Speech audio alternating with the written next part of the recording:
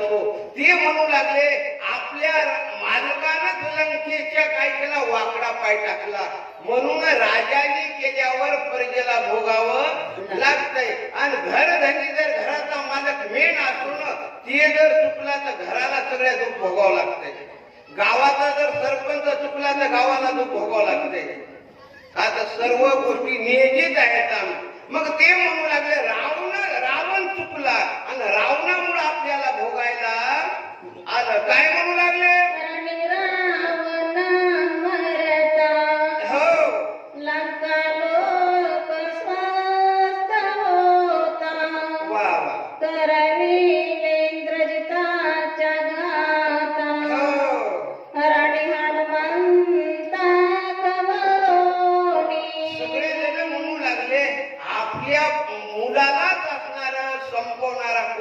बाप आहे का तर बापामुळेच मुलाला संपावं लागलं.